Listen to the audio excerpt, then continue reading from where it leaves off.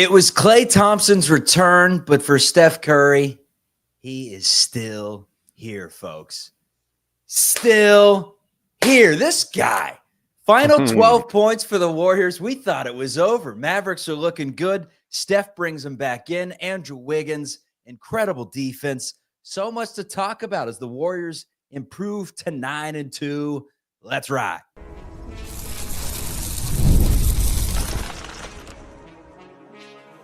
You are Locked On Warriors, your daily Golden State Warriors podcast. Part of the Locked On Podcast Network, your team every day. What is the good word, everyone? Welcome into Locked On Warriors. We're part of the Locked On Podcast Network, your team every day. Today's episode is brought to you by FanDuel. Start the season with a big return on FanDuel. If you are a new customer, you can place a $5 bet. You'll get $150 in bonus bets. That's if you win your first $5 bet. Visit FanDuel.com to get started. How about that? You can find us wherever you get your audio podcasts. Also, if you're streaming live on YouTube, if you like the Golden State Warriors, thumbs up. Thumbs up, everyone. My name's Charlie Walter, formerly 95.7 The Game in the Bay Area. Also covered the team in their championship run for CBS News Bay Area, call letters KPIX. Joining me after a Warriors win is Matt Kolsky. Man, I'm stunned. I'm stunned how the Warriors were able to get this one done. Incredible defense from Andrew Wiggins on Luka Doncic. We saw it on the last possession. It flipped the game at times, but when it all came down to it, it was Steph Curry scoring the final 12 points and putting on a vintage performance in front of a raucous crowd. We're only supposed to have 3 topics on this show. We're supposed to go bam, bam, bam. There's a million topics to get to. Come on, let's start us off with how the Warriors were able to claw back in this game. Down by 7 with about 4 minutes left. D'Anthony Melton starts it off with a 3. Then Curry goes on his flurry, and the Dubs never look back. Down 9 when Melton hit that 3. And 9, wow. I think it was, 114, 105, I think was the score at that point, and made it 108.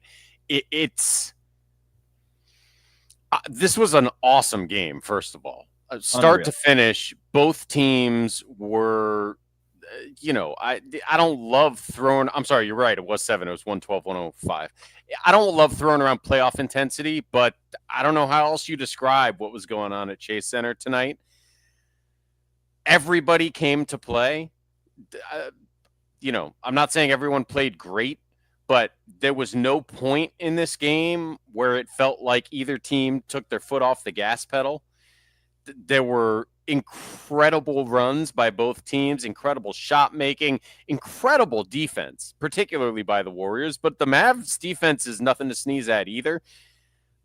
What a game of basketball. The Emirates NBA Cup is delivering. It has started off on the right note, and I talked a lot about Andrew Wiggins and his defense, but I'm really burying the lead here because Draymond Green, this is how Draymond Green looked in today's game. He's possessed. Shackle him down. Dude, that was vintage. That was incredible defense from Draymond Green. To anyone who says Draymond Green can't affect the basketball game, I don't know if there's many people out there, but I've heard it before. Did you just watch that? Proof's in the pudding. No kidding. And by the way, another 50% night from 3-point range, nothing to sneeze at in that category either. The guy for 2 years, for last year plus 11, 12 games, whatever we're at, he's knocking down threes at an elite level. Not just decent. You'd take 35, 36% from Draymond. He's over 40 for the last year plus, which is huge for this team. Just huge.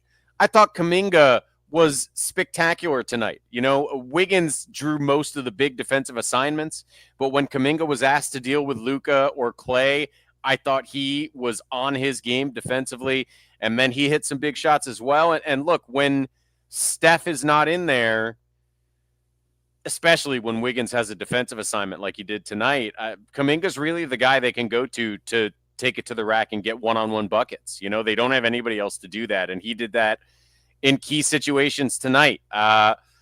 Moses Moody came in and played some key defense, made one big cut for a dunk that was important in this game. it was great top to bottom. And I'll tell you what else. There was talk during this game about that 12-man rotation, right? Is that sustainable? How long can it go for? And Reggie Miller outright said, no, it's not sustainable. And we're going to get into who the odd man out could be. And it's one of my favorite players on this team if DeAnthony Melton continues to play the way he does and stays healthy.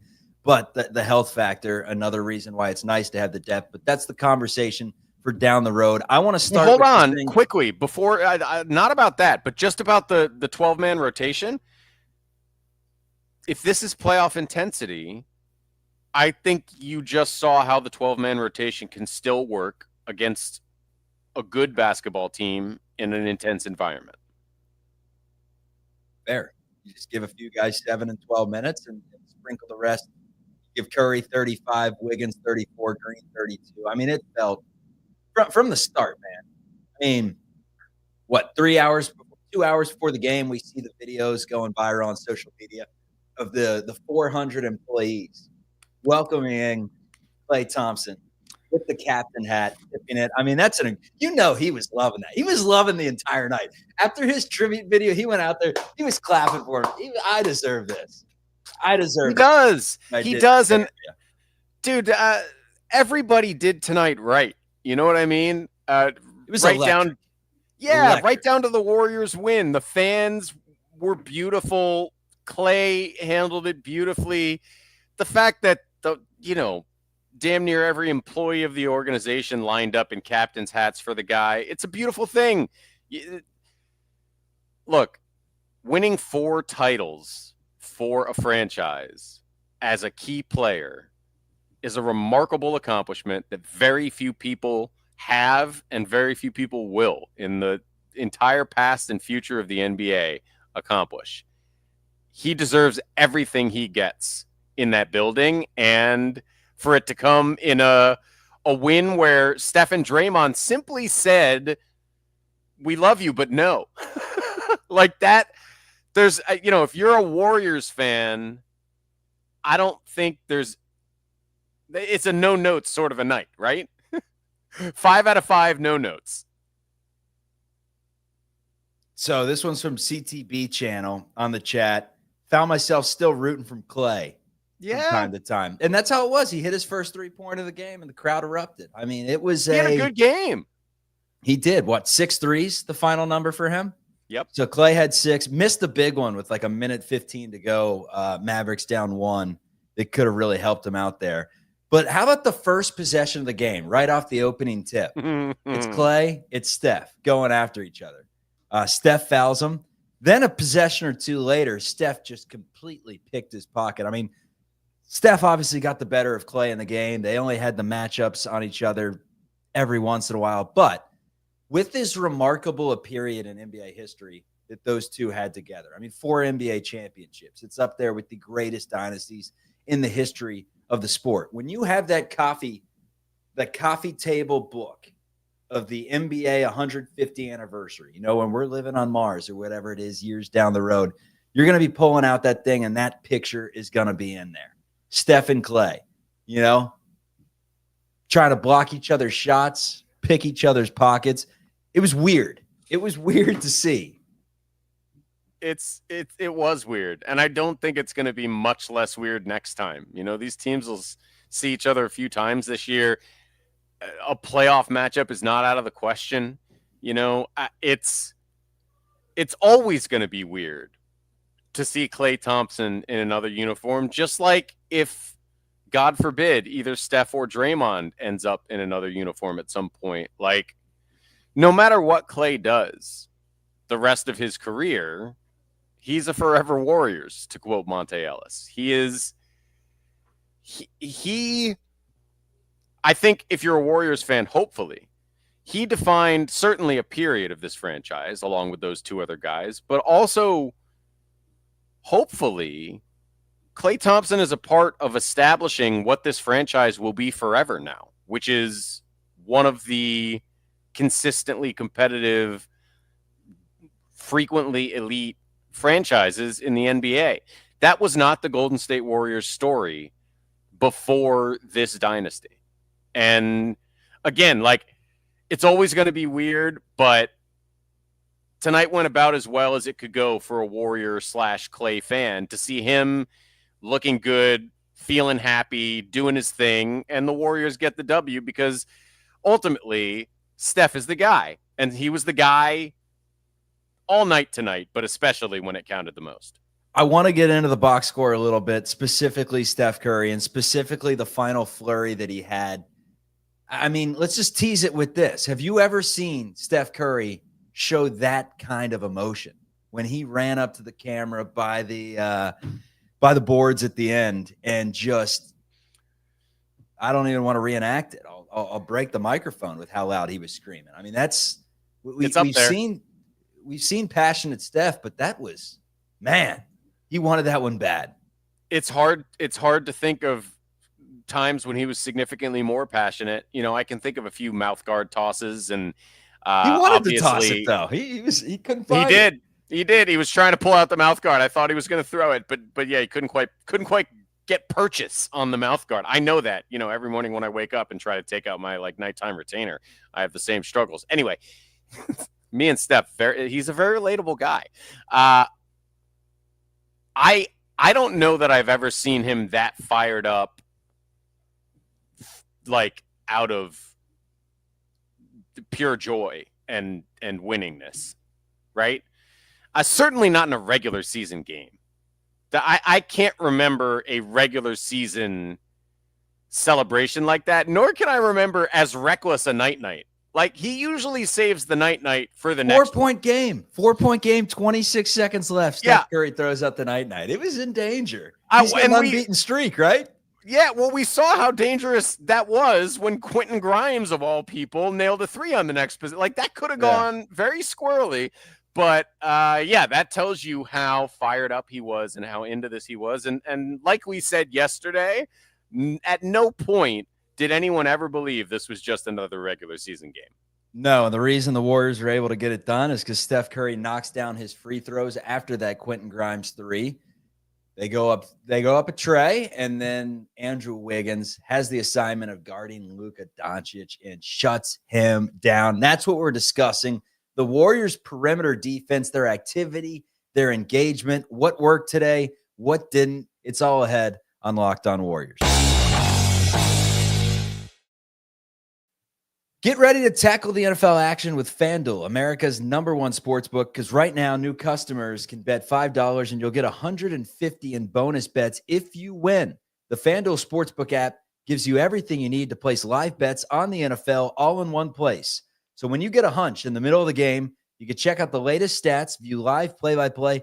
You can do it all on the same page where you place your bets. Visit FanDuel.com to join today.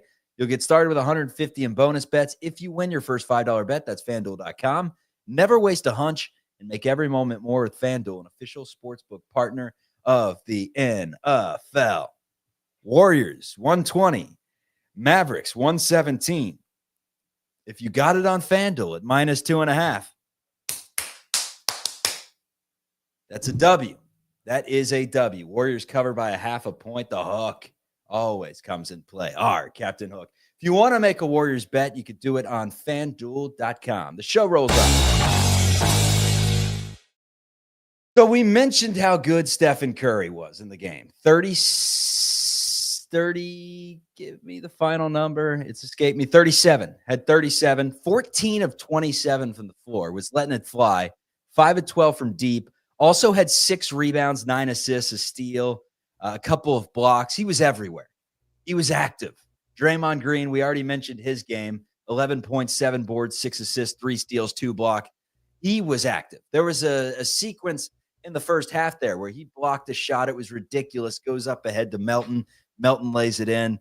The starting lineup today, I thought, looked fantastic for the Warriors. You look at the plus-minus, +20 for Draymond, +24 for Curry, +16 for Andrew Wiggins. So the starters had their day today. The not so good of this game was when bench play came in. However, Jonathan Kuminga, 16 points, 6 of 11 from the floor, paved the way for the bench unit. But guys like Moody, Pajimski, they filled their minutes. Unfortunately, those minutes that they filled, the Mavericks climbed back into it and took a lead before Curry really got back into this thing. But my deciding moments of this game. Wasn't down the stretch. I mean, sure, 1A is obviously the final 12 points that Steph Curry scores when you thought the kind of ran away with the game. That's the obvious choice there. But an underlying moment that we didn't really look at was into the first half and beginning of the third quarter. There was about an 8-minute period there where Luka Doncic did not score a point. He had 22 points with 2 minutes to go in the first half. Then Andrew Wiggins held him scoreless for the next 7 minutes, 8 minutes. And Doncic, he was fighting hard to get some shots off, and he couldn't, man. I mean, Wiggins was everywhere with that length. He was getting in passing lanes. He was staying in front of his man. I mean, we saw how it looked when Buddy Hield had the assignment of guarding Luka for a possession or two. It was pretty easy. I mean, it was a couple dribbles right off the window, bingo. But Wiggins made Doncic fight all night, and that was the difference in the game, because this was one of those games where without Wiggins, Luka was going for 40+. Boy, that guy's good. And this is one of those things. This is why you got to watch the games, because if you look at the box score, it's like, I don't know, Luka was 13 of 27, 31 points, didn't shoot great from three, but 8 boards, 6 assists, 3 steals. He was +2, +2 in the game. Yeah. But the fact is, you're right. Andrew Wiggins made it much harder on him. And sometimes when someone is as good as Luka Doncic, that's what a hard night looks like, you know? And by the way, he's still not fully healthy, but Wiggins worked his butt off tonight. Really, all the Warriors' perimeter defenders. And this is where that rotation question happens, because you point out correctly that most of the bench is, minus and a plus-minus. And frankly, that's because they were largely playing against starters, and look, on the nights when the other team also goes pretty deep, the Warriors bench is going to beat the stuffing out of the other bench. But this Quentin Grimes was good tonight, obviously, but this Mavericks team plays, 7 guys a lot and 9 guys total. And so the starters sit down and Luka Doncic is playing against bench players. That's what happens in games like this, and that is the fear in the playoffs. So I think it's somewhat natural that a lot of the bench is minus and the plus minus. The question is, are they playing the right way? Are they working hard on defense as much as the starters? And you're always going to be counting on your starters to outperform. If you're this Warriors team, that's always going to be part of it. But again, I think this in some ways is proof of concept to an extent that playing 10, 11 guys might be possible for this team on the right night, because they weren't even fully healthy tonight. Kyle Anderson wasn't available, and he still got to 11 guys. How quickly Lindy's fallen out of the rotation. Is that three, 4 in a row? We haven't seen him. I think Lindy was really only in the rotation because of injuries. Yeah. So I think if everyone's healthy, he's probably not in it right now. We'll always remember the Lindy Waters game, and he'll have another one. He'll have plenty of opportunity over the course of the year. I would also say, I think Payton is not really in the rotation. Gary Payton is a specialist on this team more than anything, I think. And spark plug. He's a spark plug. They bring him in for some instant energy, and don't see him again. And maybe a particular defensive assignment, right? Something like that. And I think we saw the other night that Kevon Looney, because of the depth and because they know he's ready no matter what and he's never going to be a problem, Kevon Looney is kind of a if needed piece of the rotation. And if they can play small, they will, because I think you see it almost every time they do it. Their best 5 is Draymond at center and Kuminga at the 4. And then the other 3 starters. Wiggins, Curry. Melton, Curry.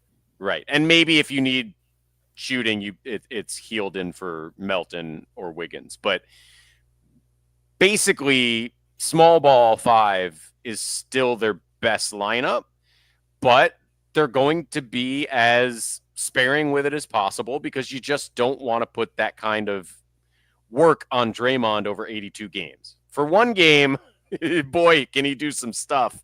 For 82, you want to give him a little bit of a break.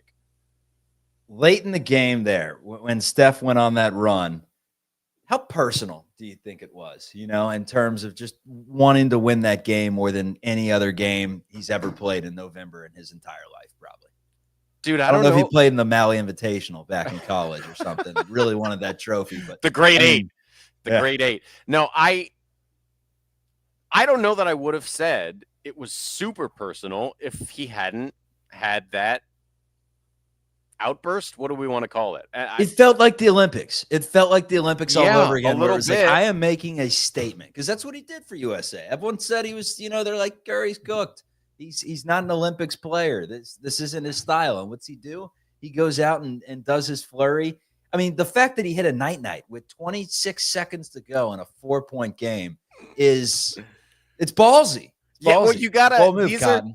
It's the moments that you remember that Steph Curry, like, as sweet as a man as he seems to be, and as perfect as his public image has remained, like, he wants to murder. He's out there on the basketball floor for blood, and boy, the night, the screaming, the fact that he scored 12 in a row to end the game.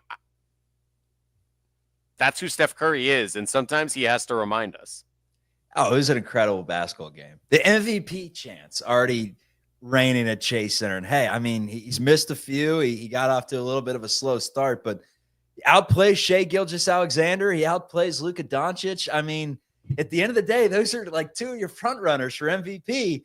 Steph Curry just outplayed him, folks.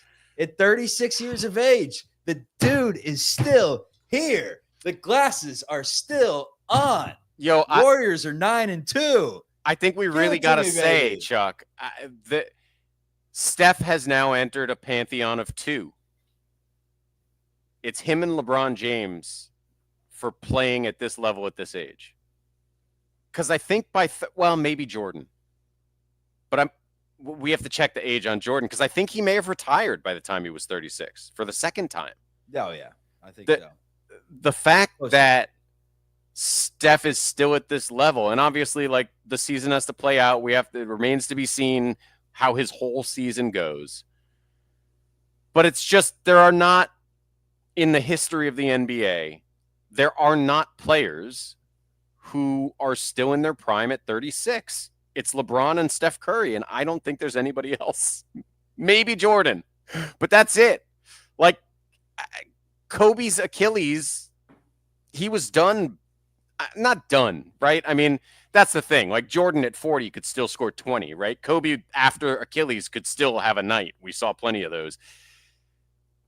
But guys just don't. How many dudes can you say, well, he's just as good as he ever was at 36? It is wild. What's wild is they were able to win this game without Hield. I mean, Hield missed a lot of open threes that I thought typically he would make. Well, they didn't shoot it particularly well. I mean, they got hot late in the game, but at most points, they were shooting, 32% from three, and they were still able to hold off the Mavericks, who, shot at 50% from the floor. They were still able to hold off one of the teams that heading into the season were supposed to be better than the Warriors. We're now 11 games in, and we keep saying, wait and see, wait and see. We've waited. We've seen. We came. We saw. We conquered.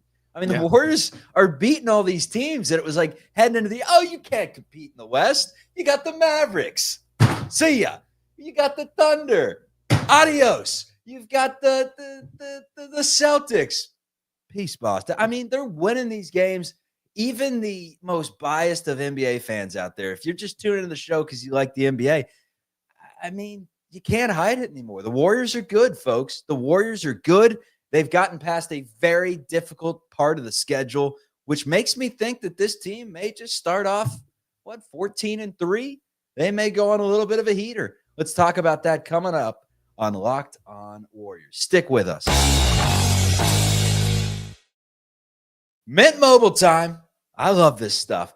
Don't you hate it when the big wireless providers, they just kind of skimp you? What you see is never what you get. Somewhere between the store and your first month's bill, the price you thought you were paying magically skyrockets. I see this all the time.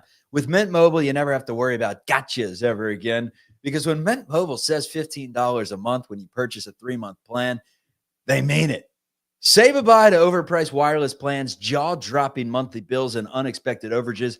Mint Mobile is here to rescue you with premium wireless plans starting at just $15 a month. So ditch the overpriced wireless plans.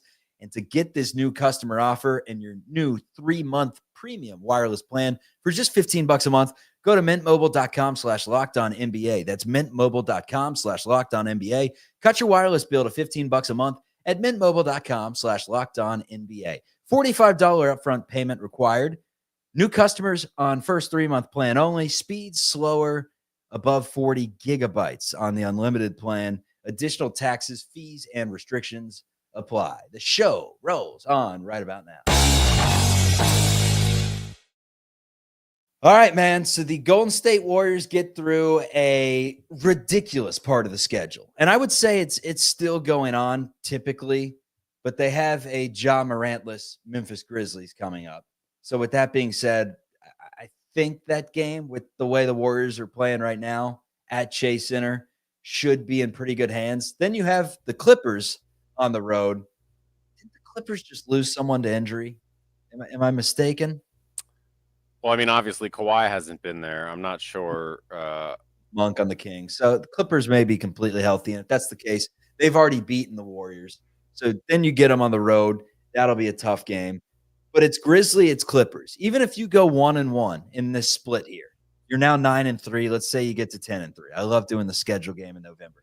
I mean, the Warriors have proved that they're a good enough team to where they're not only beating teams like the New Orleans Pelicans.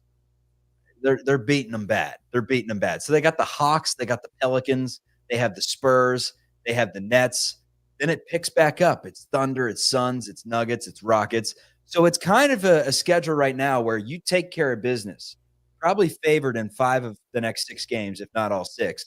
You take care of business, you do the math, you could be 15-1 or 15-2 or 14-3. Like, very good chance here to get off to a start that they did in 21-22 that was unexpected and that just led to the snowball effect of confidence and playing winning basketball pretty much all season.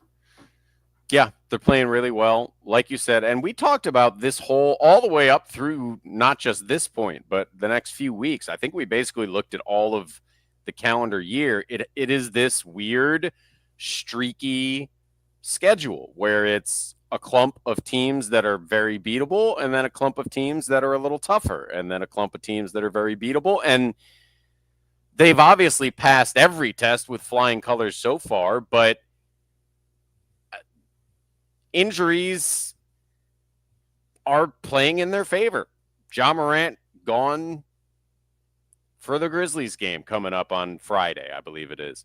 Then Monday with the Clippers, like, Kawhi's still not available as far as I know, right? And even if they end up ultimately getting to OKC, I mean, Chet Holmgren is going to be out for a long time.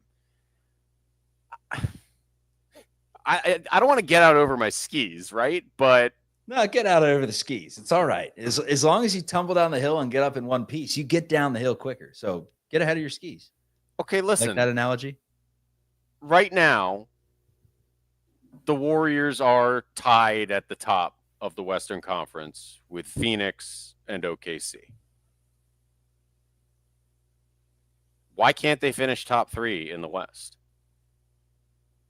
Preseason predictions.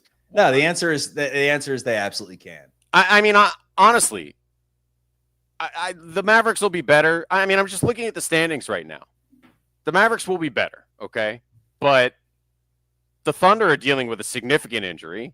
We'll see if they can hang up in the top 3. The Nuggets just haven't been the same since they won that title. And I'm not saying they can't beat the Warriors, but clearly these are two teams that are in the same general airspace in terms of quality so far this season.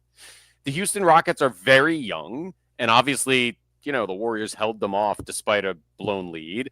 Grizzlies without Morant. Lakers very old. Clippers without Kawhi. Timberwolves have not figured out what they are as a team now after the Towns trade right before the start of the season. Kings lost Monk, and I told you it's going to be weird with DeMar DeRozan, and it has been. San Antonio Spurs not ready. Blazers not ready. Yeah, but that's one other team, and we haven't seen them yet. We'll see them, like you said, at the end of this next stretch of games, and that will be sort of the next benchmark on the schedule, I think. There's no more benchmarks, Kolsky. That's the thing. Like, when you go through a stretch like this, that's what's nice about this as compared to playing a game here and there where a player may be missing. Like, there's nothing else to prove. It's the eye test and the results. Like, this team's just good. This team's You're right. Really good. They could play with anyone. I don't mean Cleveland maybe on a different level. I mean, Cleveland's loaded, but that's another conversation for a different respect. Podcast. Cleveland will come down to earth. Give it time. I love Kenny Atkinson. Love what they're doing. They're not going to win. Northern Ohio stinks. They're not going to win 70 games this year, I promise. But sure, if you want to say Phoenix has been better so far, I'm not going to argue with you for too long. The stats don't support it, but they do have the sort of top three that we have traditionally thought necessary, right, to win a title. I'm telling you, do not sleep on what the Warriors are doing, because 2 of the 4 titles that they won in the last decade, unexpected. Not just unexpected, but won by types of teams that almost everybody believed could not win a title. And if an 11-man rotation is the next version of that, I am not going to be shocked. I mean, look, I said before the year I didn't think they were direct title contenders, and I was wrong. To this point, I was wrong. They are absolutely title contenders right now. Chef's kiss to finish the show. It's the Memphis Grizzlies on Friday. The way that this NBA Cup, aren't you fired up? Let's go. How about the Ocean's 13 little skit to open it up with, tremendous. Steph. Did you enjoy the court tonight? What did you think of the court? I hate it. It reminds me of Church Ball League back in the day where you were running around on marble floor. Yeah, I'll tell you what. Fell down, the renderings, like the photos with nobody on it, looked better to me than it does when they're actually playing on it. Yeah, I would not disagree with that. That doesn't take us very far. No. Grizzlies Friday night. That's a 9:00 game on ESPN. I actually don't even know what the time is. Who cares what the time is? It's happening. It is a on 7 Friday o'clock night. Pacific game, but as national games go, that probably means like a nice 7:09, 7:13. Yeah, maybe 9:00, depending on the ads that they get. Yeah, so 7 o'clock. It's our old friends from Memphis. They will not have Ja Morant. Again, correct me if I'm wrong, because you're always my final sourse. I believe you're right. Ja Morant with a hip injury, as far as I know. We're running with it. Ja Morant with a hip injury. We won't see him. The hips, man, they're hurting. They don't lie. No, they do not. They do not. They don't let you fly either. So Ja Morant's going to be sidelined. That game's on Friday. NBA Cup games Tuesdays and Fridays moving forward. So yeah, the Warriors get a big regular season win, and we completely buried the lead. Let's put them back on, baby. Warriors 1-0 in the NBA Cup. It's like World Cup. You got to win your group to get out of it. And the Warriors start off with a win in this group that we originally saw and said, oh, that's going to be treacherous. And all of a sudden you would think that they may be the favorites moving forward. Do you have a final word for me? We got about 60 seconds to go in the show. Any final words on Klay Thompson's return to the Bay Area? I think it was everything Warrior fans would have wanted, and I'm glad Klay is happy, and I'm glad the Warriors got a dub. That's what it comes down to. That is what it comes down to. And if you want to see the audio podcast drop on your feed every day, it's free and available wherever you get your audio podcasts, and vice versa. If you want to see our faces on YouTube, we'll be there. See ya. I'm still a Claytheist, though. Still a Claytheist.